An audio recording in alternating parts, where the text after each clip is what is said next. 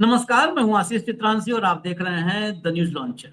Resistance यानी प्रतिरोध, राहुल गांधी का प्रतिरोध और इस प्रतिरोध के ऐलान के साथ ही जमीन पर उतरने का जो प्रोग्राम बनाया राहुल गांधी ने, उसके पहले चरण में राहुल गांधी को जीत मिली है और मोदी एंड कंपनी की करारी हार हुई है, करारी शिकस्त हुई।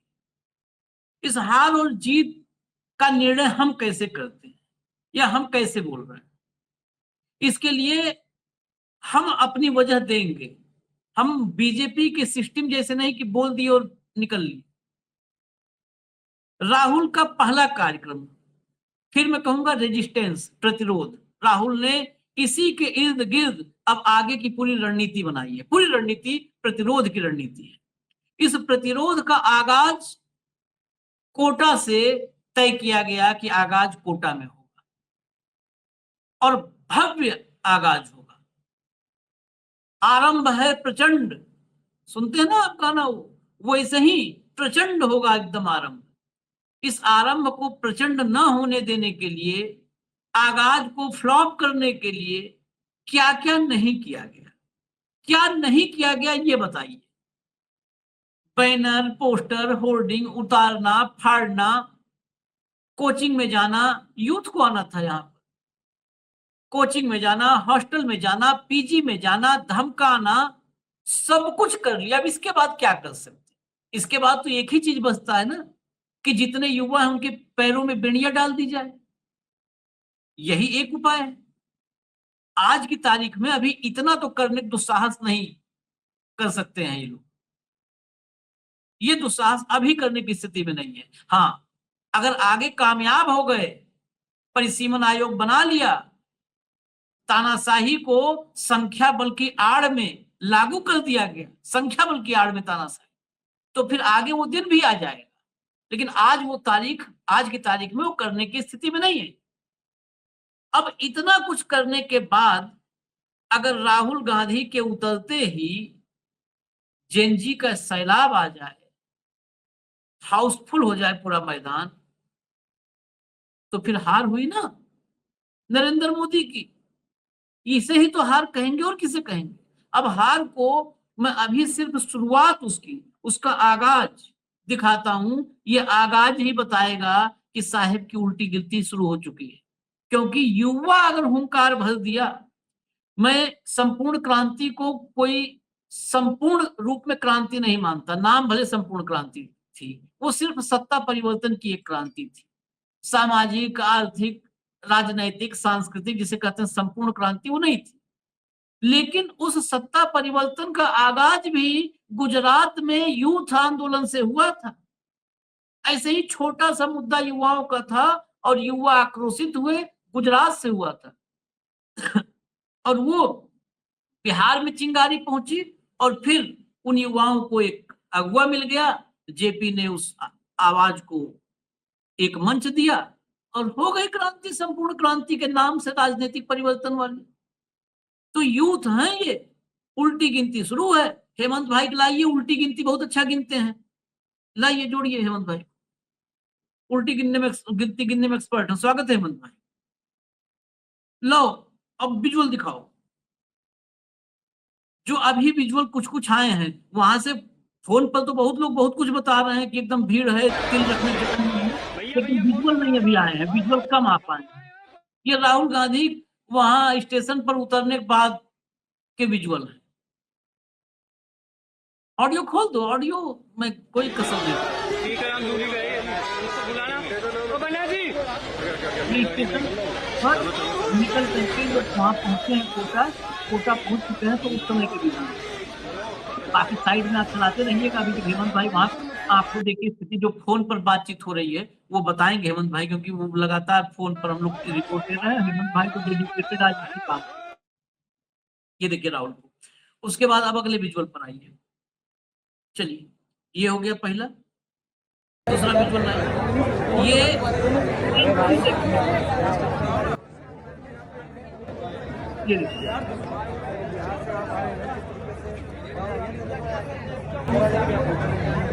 और ये विजुअल अभी का नहीं है, ये मैं पहले बता दूं। ये विजुअल दोपहर बाद का विजुअल है, मतलब राहुल के कोटा पहुंचने से कई घंटे पहले के विजुअल थे। ऐसा नहीं कि अभी अभी का विजुअल, कि कई घंटे पहले का विजुअल है। पूरा जो लाइन लगी थी एंट्री के लिए, देखिए आप चारों तरफ, ये देख रहे हैं आप, चारों तरफ कैमरा ऐसे घुमा दिया, चारों तरफ ऐसे बच्चे बच्चे बच्चे सब यूथ नजर आ रहे हैं। आगे चलिए। और कल से ही उत्साह पीक पर, अपने चरम पर था। लाइए सुनवाइए।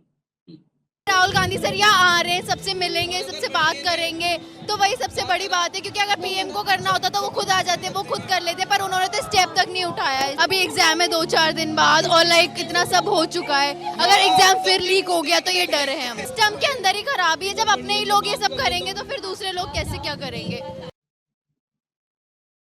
सुना आपने हेमंत भाई, जो बातचीत हुई अभी। कार्यक्रम तो हालांकि 7:30, मैं बता दूं सबको, 7:30 बजे शुरू होगा। 7:30 बजे राहुल गांधी संवाद शुरू कर देंगे, जो महारैली, मेगा रैली जो है उसकी शुरुआत कर देंगे। लेकिन अभी वहां पर भीड़ को लेकर के जो स्थानीय लोगों से, आपकी वहां पर स्थानीय मतलब वहां मौजूद लोगों से बातचीत हो रही है, क्या रिपोर्ट, कितनी भीड़ है? मोदी एंड कंपनी ने जिस तरह से रोकने की कवायद कल से शुरू की थी, किस तरह से, मतलब हारे हैं वो, ये तो तय है, लेकिन कितनी बड़ी हार है उनकी। आशीष भाई नमस्कार, आपको सारे दर्शक साथियों को भी। देखिए, सबसे पहले तो एक आपको इंटरेस्टिंग खबर बता दूं कि राहुल गांधी को ट्रेन से आना था, जनशताब्दी एक्सप्रेस से, लेकिन फीडबैक ये आया कि जिस तरीके से कार्यक्रम को तारपीड़ो करने का गेम चल रहा है, फ्लॉप करने का गेम चल रहा है, तो होर्डिंग बर्डिंग से लगाकर हटवाने से लेकर के बच्चों को रुकवाने तक का, पीजी संचालकों से रोकने का, उन सारी चीजों को देखते हुए लास्ट मोमेंट पे राहुल गांधी ने अपना कार्यक्रम चेंज कर लिया और वो चार्टेड से कोटा पहुंचे, चार्टेड जहाज से पहुंचे हैं बाई ट्रेन आने का, क्योंकि उनको ये पता लगा था कि ट्रेन को लेट करवा दिया जाए कहीं जानबूझ के मैं वही बोल रहा था। हाँ, कार्यक्रम को फ्लॉप कराने के लिए। तो एन मोमेंट पे उन्होंने वो कार्यक्रम बदला, बाई एयर वो लैंड किए। और जो आपने ये दूसरा वीडियो दिखाया है भीड़ वाला, ये करीब करीब 3-3:15 बजे जो अपने साथी वहां मौजूद हैं उनसे मैंने मंगवाया कि बाहर का सीन क्या है, बच्चों में किस तरीके का जोश है। तो आशीष भाई, ये जो आप देख रहे थे अभी सारा सामने, ये बेसिकली एक चीज मान करके चलिएगा कि जब से ये जेन जी वाला कंसेप्ट इंडिया के अंदर आपने चर्चा शुरू की है, तो राहुल गांधी की जो ये कोटा रैली है, ये पहले ऐसी बड़ी रैली होगी जिसमें जेन जी की सबसे ज्यादा भागीदारी रहेगी अब तक, जब मैं और आप बात कर रहे हैं। अब तक आपने देखा ना, कॉकरोच पार्टी और फला पार्टी, ये पार्टी, वो मोबिलाइजेशन नहीं हो पाया। उसके बावजूद ये पहला कार्यक्रम है जो बाकायदा प्रतिरोध का, जिसका राहुल गांधी जिक्र कर रहे थे इंडिया अलायंस की मीटिंग में भी, और उसके बाद कांग्रेस की मीटिंग में भी उन्होंने बताया। तो अब आप इसमें देखिएगा कि पूरा भारतीय जनता पार्टी का इकोसिस्टम, उनका जो मंत्री है, उनके जो प्रवक्ता है सुधांशु चतुर्वेदी का, मैंने त्रिवेदी का बयान भी भेजा आपको, अगर आप देखें तो कह रहे हैं कि राहुल गांधी ने टाइमिंग गलत चुनी। और क्या कह रहे हैं पूरे के पूरा जो उनकी सेना है, आईटी सेल और सारा, ये कह के ट्रोलिंग कर रहे हैं कि 4 दिन बाद एग्जाम है और ये सही समय नहीं है। तो इन कोई भाइयों से ये पूछे कि एग्जाम नहीं है, ये री एग्जाम है। नीट का एग्जाम तो हो चुका है, तुम्हारी जो वो थी सारी की सारी जो फेलियर्स थे, उसके कारण ये परिस्थिति बनी है, जो बच्चों को दोबारा एग्जाम देना पड़ा, सारी तैयारी सब कुछ जो पहले वो बेचारे दे चुके थे उसके लिए। इसके लिए माफी मांगने की बजाय राहुल गांधी में दोष निकाल रहे कि उनको ये कार्यक्रम अब नहीं करना चाहिए। आपने भीड़ की बात की, भीड़ में जबरदस्त वहां पर लोगों में जोश है, युवाओं के अंदर। कांग्रेस पार्टी के कार्यकर्ता भी अंदर जाना चाह रहे हैं, लेकिन उनको स्ट्रिक्टली रोका जा रहा है कि ये कार्यक्रम केवल यूथ का है। हाँ, अगर कोई कांग्रेस का समर्थक है और युवा है, बच्चे हैं, उसके उसके बच्चे हैं या कोई टीचर है, उनकी एंट्री अलाउड है। बाकी कार्यकर्ताओं को इस कार्यक्रम से जनरली दूर रखा गया है। केवल जैन जी का कार्यक्रम है ये। और इसमें जो सारी की सारी मोबिलाइजेशन आप देख रहे हैं, वो स्वतःस्फूर्त है। सरकार ने बड़ी कोशिश की, और आरोप तो यहां तक भी लगे कि जो एमपी है वहां के लोकल, जो आजकल लोकसभा स्पीकर भी हैं, उनके ऑफिस से भी लगातार जो ये पीजीज हैं, जो इंस्टीट्यूशन है कोचिंग वाले, उन सबको भी मैसेज कराए गए कि बच्चों को वहां ना जाने दिया जाए। लेकिन मोबिलाइजेशन कैसी है वो आपने दिखा दिया। तो कुल मिलाकर आशीष भाई, ये एक नई शुरुआत है एक तरीके से, ऐसे मौके पर जब सारी सरकारी मशीनरी, सारे के सारे हिंदी के न्यूज चैनल, अनगिनत प्रवक्ता सारे एक ही बात कह रहे हैं कि राहुल गांधी का एक कार्यक्रम बेमतलब है और ये इल टाइम्ड है। अगर अपना ये जवाब कोई उनसे ये नहीं पूछ रहा कि ये एग्जाम क्यों हो रहा है, पेपर लीक कैसे हुआ, उसके लिए जिम्मेदार कौन है, सिस्टम के अंदर क्या चेंजेस किए गए, जिम्मेदारी किसकी तय की गई, कौन गिरफ्तार हुआ, और अब तक जो 89 एग्जाम्स लीक हुए हैं उनमें से किसको सजा हुई? ये सारे वो सवाल हैं जो आज इस पूरी की पूरे संवाद के अंदर, ये करीब लंबा संवाद है, 3 घंटे के आसपास का संवाद है जो एज पर शेड्यूल चला तो की बात है। अभी 7:30 बजे से शुरू होगा और कोशिश करेंगे हम उसको लाइव दिखाने की भी कोशिश करेंगे जहां तक संभव होगा। तो आशीष भाई, कुल मिला के मोबिलाइजेशन वगैरह की समस्या नहीं है। सवाल ये है कि आज की जो ये शुरुआत है, ये केवल, इसके बाद तो अभी 3 कार्यक्रम और होने हैं ऐसे। पटना के अंदर ऐसा होना है, प्रयागराज के अंदर ऐसा होना है, उसके बाद फिर दिल्ली के अंदर ये कार्यक्रम होना है, और उसके तत्काल बाद आपको पता है मानसून सेशन भी है। तो सरकार ने सरकार को रिपोर्ट्स भी हैं, सरकार डरी भी हुई है।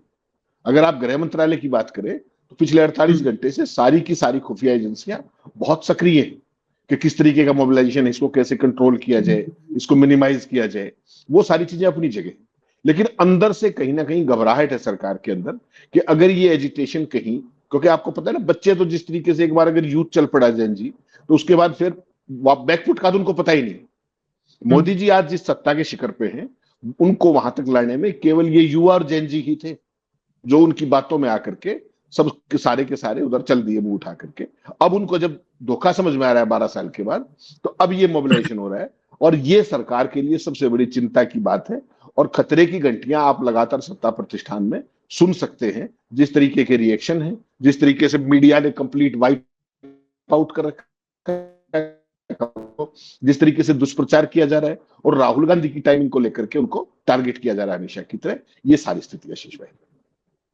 कुछ विजुअल कुछ आ गए हैं, मैं इसीलिए विजुअल पर ही मेरा ध्यान पूरा विजुअल पर है कि इस कार्यक्रम में जितना भी हमारे पास लेटेस्ट विजुअल हो पाए सब दिखा दिया जाए। लाइए भैया, एक एक करके विजुअल दिखाइए। ये अंदर का नहीं है, ग्राउंड का नहीं है, कोई विजुअल ग्राउंड का नहीं है।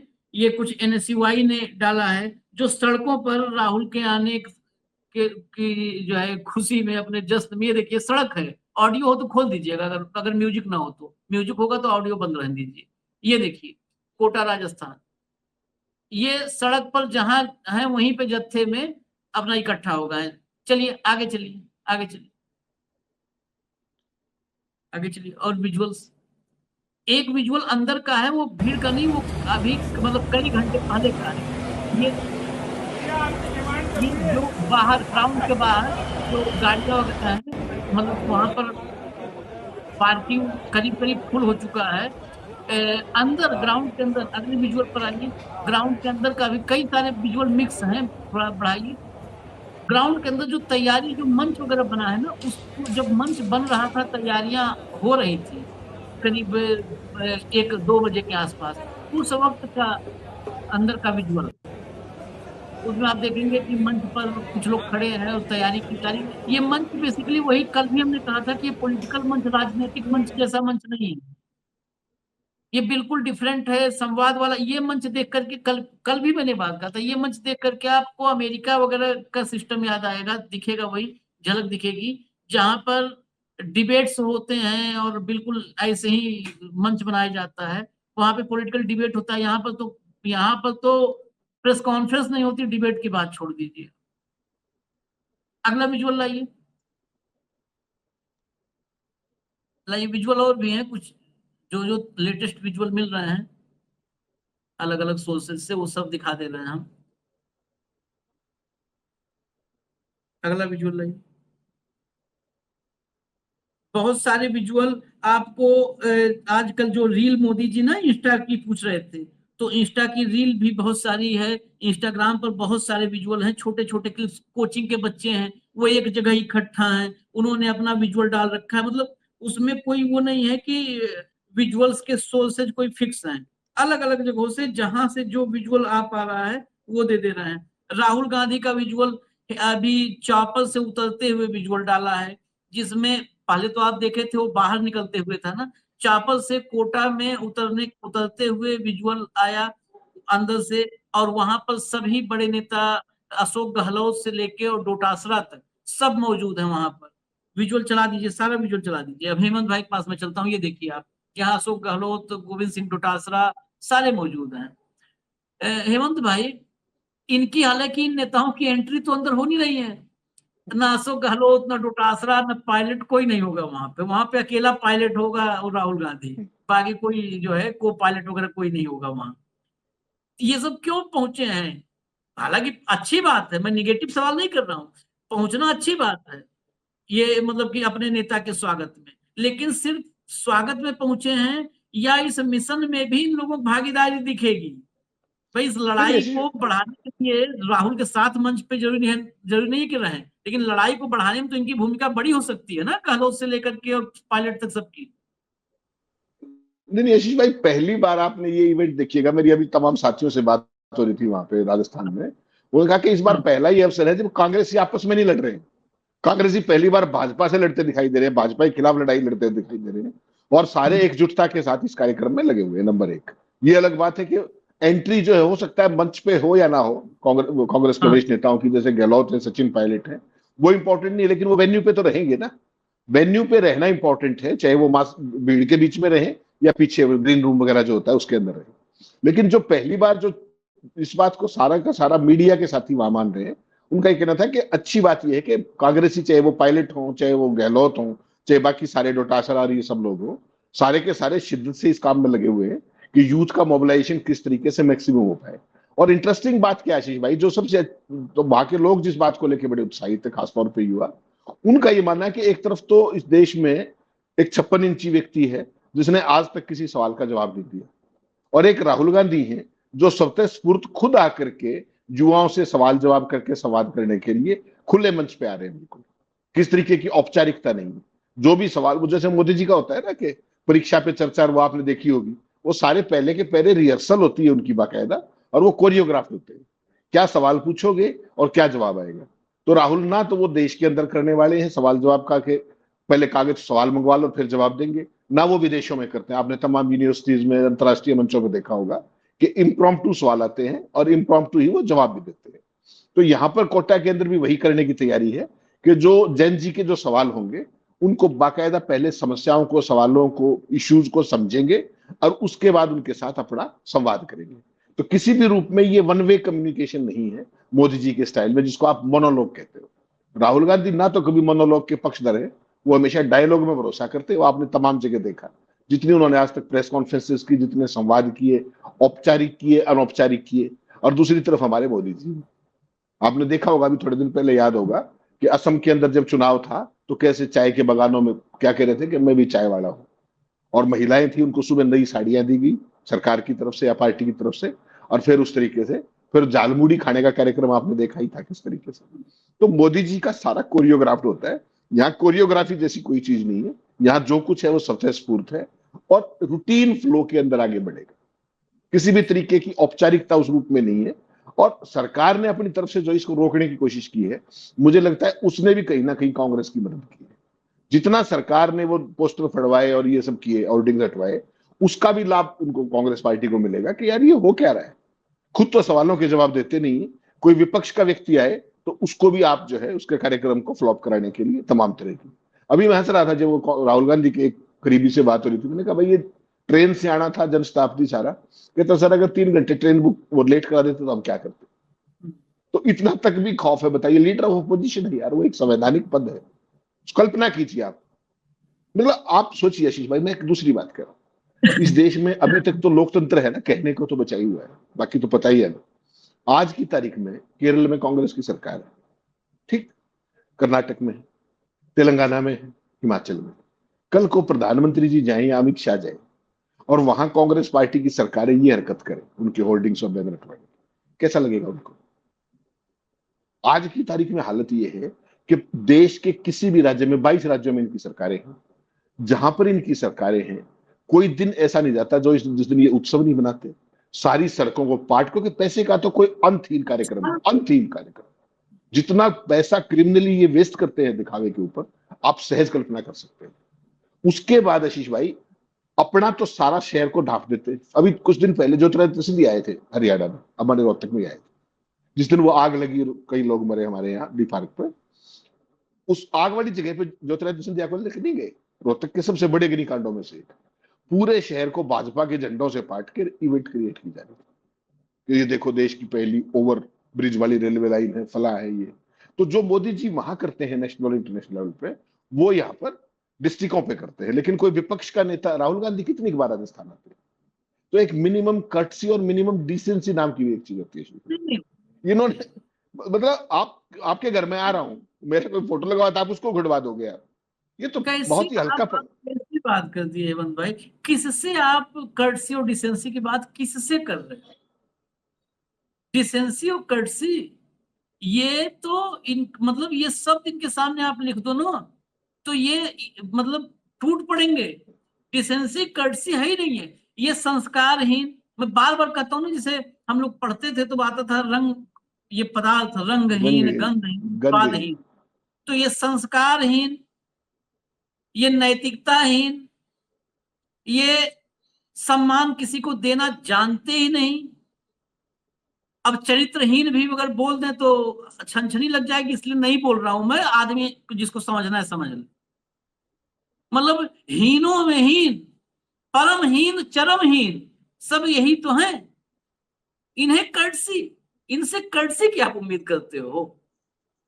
ये जो जिसके चरित्र में हो, सुबह से उठ करके टारगेट करो किसको आज बेइज्जत करना है, और खुद पूरी दुनिया में मुंह दिखाने लायक नहीं आदमी हो, और वो दुनिया को कहे कि हम फलाने का आज बेइज्जत कर दो, ढिमकाने। क्योंकि उसको पता है कि हम किसी न किसी 4 आदमी को की इज्जत लेंगे तभी हम ऊपर जाएंगे, तभी हमारी इज्जत बनेगी कि देखो फलाने फलाने कहा, फलाने फलाने की कर। अपने तो कुछ ऐसे कर्म है नहीं कि इज्जत बने। राहुल का एक ट्वीट है, बड़ा इंपॉर्टेंट है, ट्वीट लाइए। आज छात्रों के बीच जा रहे हैं, इसीलिए बहुत महत्वपूर्ण ट्वीट है ये, क्योंकि अब तो 3 दिन बाद परीक्षा है नीट की। देखिए, टेलीग्राम बैन, मोदी सरकार का पेपर लीक रोकने का नया नुस्खा, यानी चोर पकड़ने के बजाय पीड़ित के घर पर ताला लटका दो। ये बढ़िया आइडिया ना।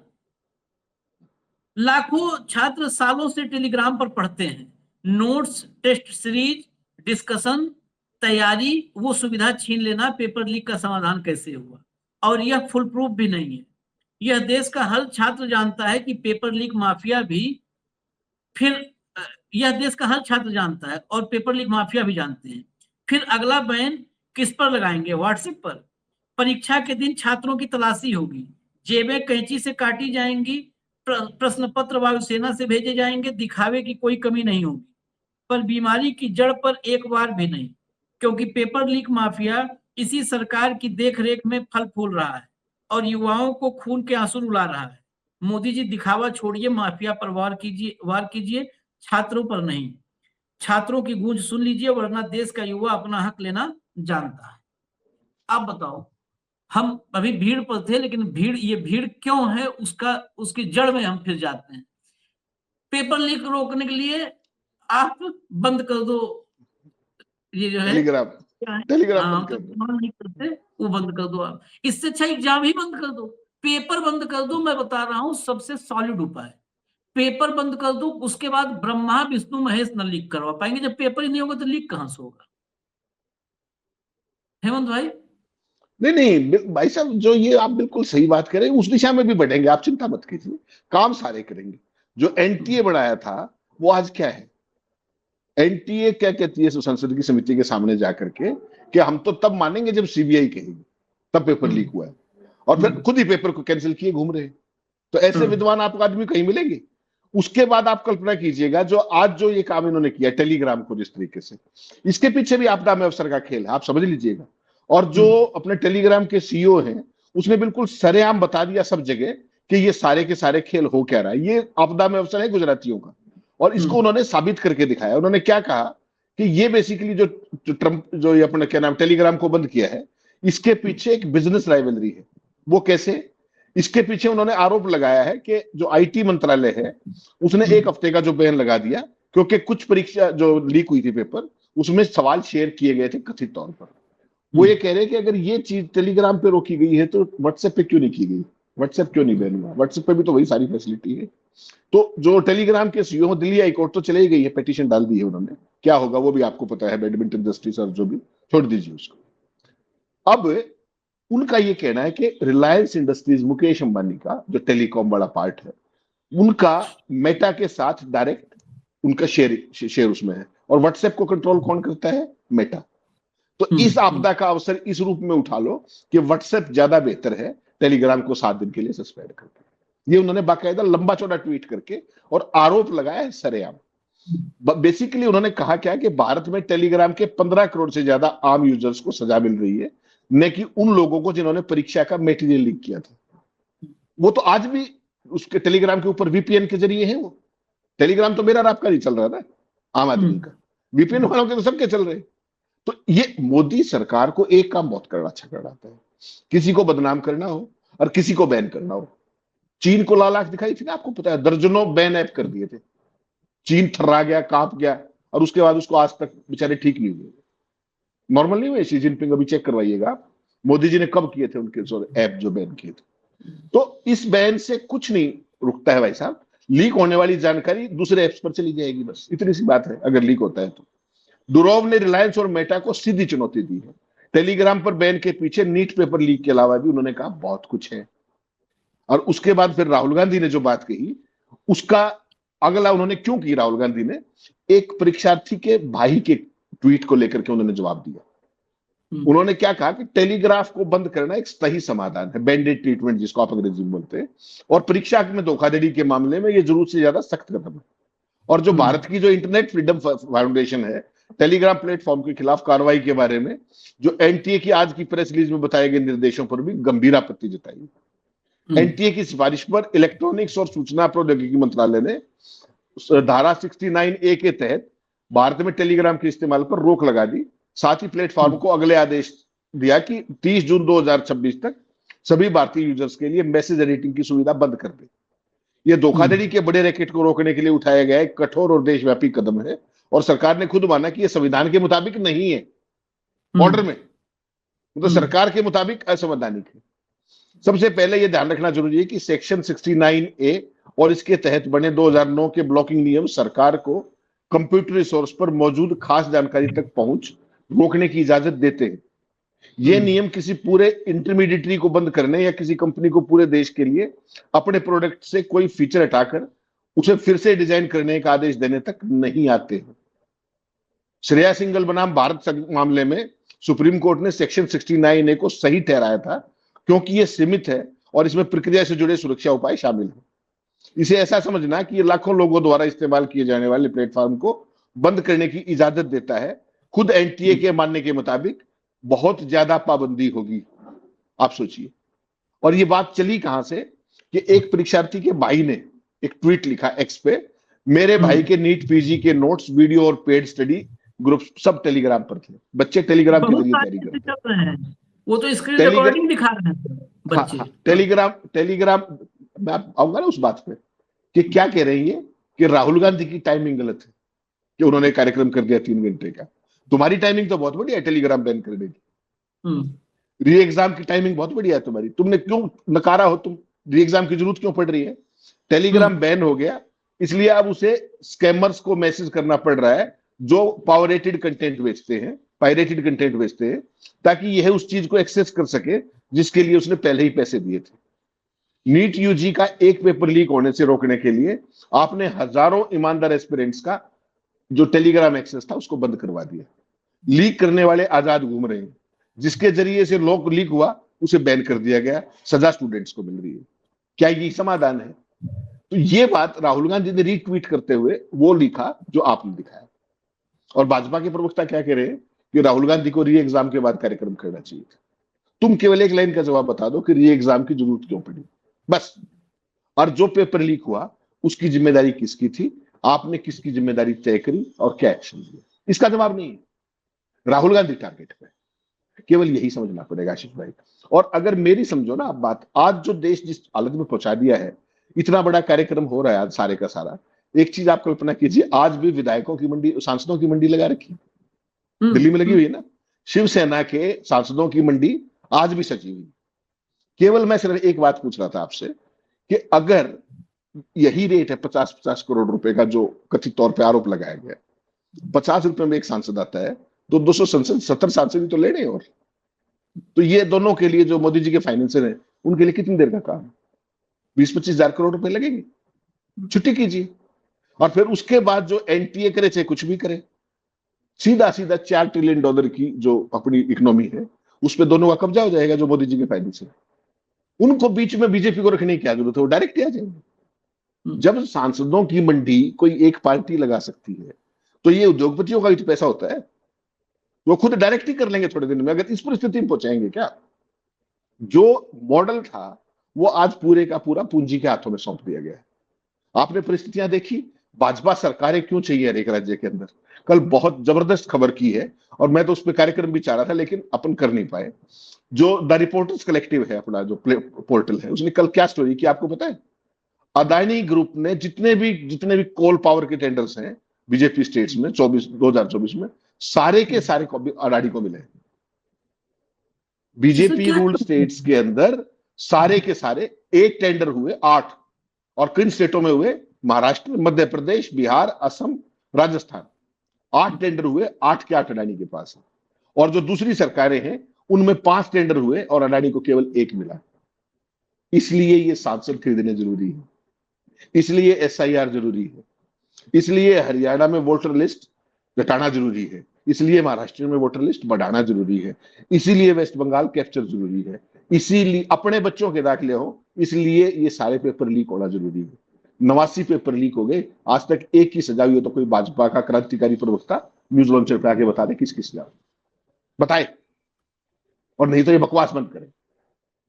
ये सब कहाँ, ये सब बताने उताने का जो चल, आप तो वो ढिठाई पे हैं। आप पूछ रहे हो, आप कहोगे कि अडानी दिया, कहेगा कि दिया तो तुम क्या कर लोगे, बताओ हेमंत दत्तरी। आप तो ढिठाई पे हैं सर।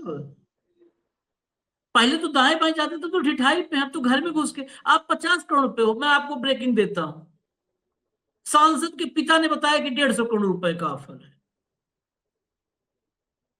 बजट बढ़ जाएगा, क्या बात है? बजट बढ़ जाएगा, क्या खास बात है भैया? जब $9 बिलियन अमेरिका में इन्वेस्ट, $9 बिलियन अमेरिका में इन्वेस्ट कर सकते हो, तो अपनी उसमें इन्वेस्ट नहीं कर सकते? सांसद खरीद लेने, कौन सी बड़ी बात? खेत के देना है। अरे घूम के SBI का पैसा, LIC का पैसा, कोयले का पैसा, तेल का पैसा, बिजली का पैसा, मीटर का पैसा, स्मार्ट मीटर का पैसा, मूर्ख मीटर का पैसा, घूम फिर करके सब सांसदों को ही तो खरीदने में जाना है। कहते ना कि पैसे का रोटेशन, मोदी जी की इकोनॉमिक्स है ना, पैसे का रोटेशन बना रहना चाहिए ना। वो पैसा जब रोटेशन में रहता है तो इकोनॉमी मजबूत होती है। तो मोदी जी पैसे को रोटेशन में रखते हैं। सारा पैसा कमाओ, फिर सांसदों खरीद लो, फिर पैसा रोटेशन में, मार्केट में पैसा आएगा। ये है। चलिए इजाजत दीजिए, टाइम भी हो रहा है तो लाइव का, तो अभी पहले इस कार्यक्रम को फटाफट लगा दिया जाए, लोग देख लें। धन्यवाद हेमंत भाई, बहुत बहुत धन्यवाद, नमस्कार।